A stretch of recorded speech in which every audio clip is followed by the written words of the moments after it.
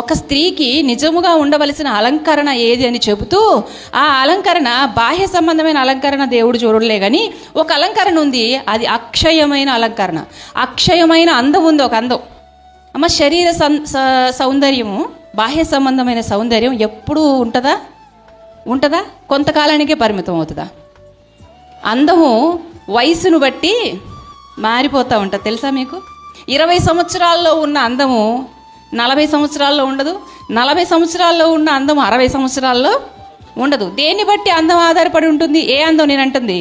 బాహ్య సంబంధమైనటువంటి అందం వయసును బట్టి ఆధారపడి ఉంటుంది. ఇది క్షయమైపోయేటువంటి అందం. కానీ అక్షయమైనటువంటి అందం కూడా ఉంది, అది మనలో ఉన్నటువంటి సుగుణాలు. కానీ ప్రపంచంలో ఉన్న మనుషులందరూ కూడా ఈ క్షయమైపోయేటువంటి అందానికే ప్రిఫరెన్స్ ఇస్తారు. మనం ఎన్ని జాగ్రత్తలు తీసుకున్నా, ఎన్ని ఎక్సర్సైజులు చేసినా, ఎంత మంచి ఫుడ్ తిన్నా, ఎన్ని బ్యూటీ పార్లర్ల చుట్టూ తిరిగి, ఎన్ని ఫేషియల్స్ చేయించినా ఒక వయసు అనేది ఉంటుంది. ఆ వయసు వచ్చిన తర్వాత అందము మనం ఆశపడినా ఉండదు.